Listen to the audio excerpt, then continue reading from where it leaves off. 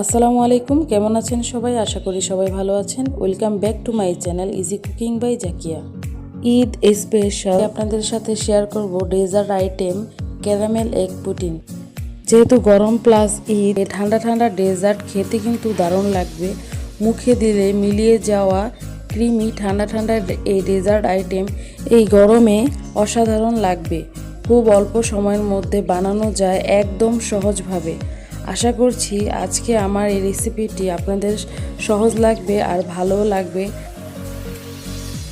আর কথা না বাড়িয়ে চলুন রেসিপিতে চলে যাই। আর আমার চ্যানেলে যারা প্রথম ভিডিও দেখছেন অবশ্যই চ্যানেলটি সাবস্ক্রাইব করে পাশে থাকা বেল আইকনটি বাজিয়ে দেবেন। আর যারা আমার ফেসবুক পেজ থেকে দেখছেন অবশ্যই পেজটি ফলো করবেন, বেশি বেশি লাইক কমেন্ট শেয়ার করবেন।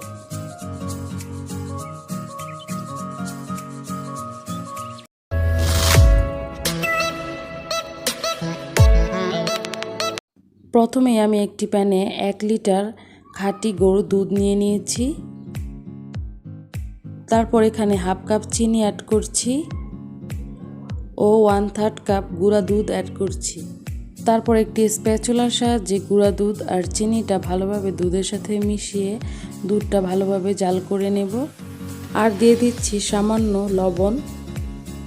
যেহেতু আমরা দুধের সাথে গুঁড়া দুধ অ্যাড করেছি তাই দুধটা বেশি জাল করা লাগবে না। যারা গুঁড়া দুধ দিতে না চান তারা 1 লিটার দুধ জাল করে হাফ লিটার করে নেবেন। আমি এখানে 1 লিটার দুধ জাল করে 3 পা দুধ করে নিচ্ছি। আর এখানে দুধটা যত ঘন হবে পুডিংটা খেতেও কিন্তু তত মজা হবে।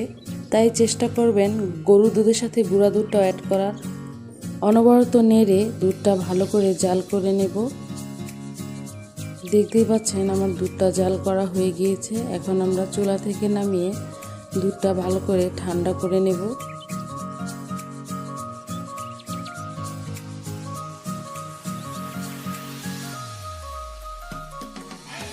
তারপর একটি পুডিং তৈরি করার বাটিতে 2 টেবিল চামচ চিনি ও 2 টেবিল চামচ পানি দিয়ে ক্যারামেল তৈরি করে নেব। এই পর্যায়ে চুলার আঁচ কিন্তু একদম লোতে রেখে ক্যারামেলটা তৈরি করতে হবে, তা না হলে ক্যারামেলটা পুড়ে যেতে পারে, কালারটা নষ্ট হয়ে যেতে পারে।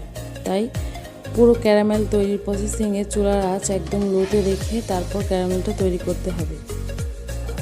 ক্যারামেলটা তৈরি হয়ে গিয়েছে। ক্যারামেলটা সেট হতে দিয়ে এই পর্যায়ে আমরা রুম টেম্পারেচারে থাকা 4টি ডিম ভালোভাবে ফেটিয়ে নেব।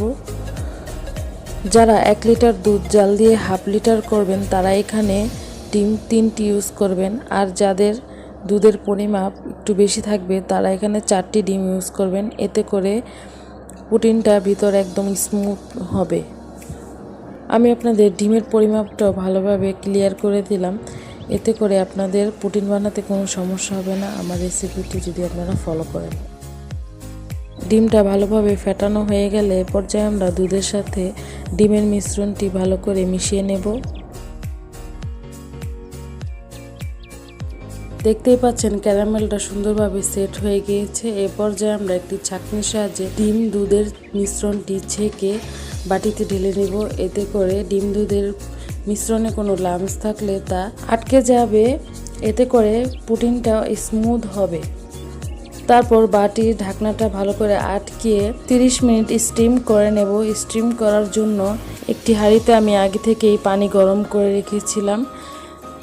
হাঁড়ির ভিতরে বাটিটা ভালোভাবে বসিয়ে ঢাকনা দিয়ে ঢেকে 30 মিনিট ভাপিয়ে নেব।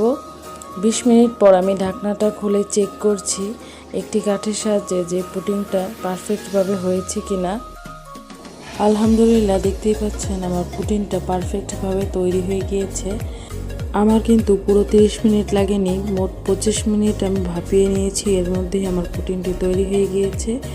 এই পর্যায়ে 2 থেকে 3 ঘন্টা ফ্রিজে ভালোভাবে ঠান্ডা করে তারপর বাটি থেকে পুডিংটা আমরা বের করে নেব।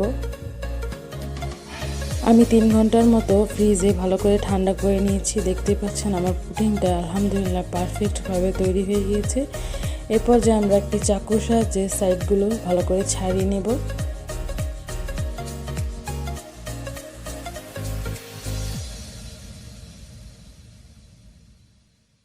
সাইডগুলো ভালোভাবে ছাড়ানো হয়ে গেলে একটি প্লেটের সাহায্যে আমরা পুডিংটা মোল্ড আউট করে নেব।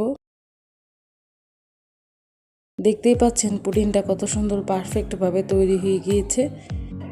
পুডিংটা ভালো করে ঠান্ডা না করে যদি আপনারা পুডিংটা মোল্ড আউট করেন এতে পুডিং ভেঙে যাওয়ার সম্ভাবনা থাকে। এর জন্য ভালো করে পুডিংটি ঠান্ডা করে তারপর মোল্ড আউট করবেন, এতে করে পুডিং একদম পারফেক্টভাবে মোল্ড আউট হবে।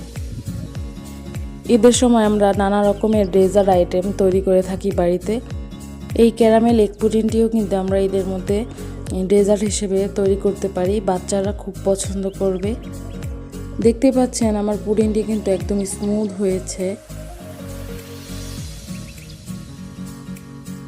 পুডিংটা খেতে আলহামদুলিল্লাহ অনেক ভালো হয়েছে। আপনারা কিন্তু খুব কম সময়ে এই লোভনীয় স্বাদে এগ পুডিংটি বাড়িতে তৈরি করতে পারেন। ধন্যবাদ সবাইকে সম্পূর্ণ ভিডিওটি দেখার জন্য। যারা আমার চ্যানেলে নতুন ভিডিও দেখছেন অবশ্যই চ্যানেলটি সাবস্ক্রাইব করে পাশে থাকা বেল আইকনটি বাজিয়ে দেবেন। আর যারা আমার ভিডিওটি ফেসবুক পেজ থেকে দেখছেন অবশ্যই পেজটি ফলো করবেন, লাইক কমেন্ট শেয়ার করবেন। আজকের মতো ভিডিওটি এখানেই শেষ করছি। দেখা হবে অন্য কোনো নতুন ভিডিওতে। সেই পর্যন্ত সবাই সুস্থ থাকুন, ভালো থাকুন। আল্লাহ হাফেজ।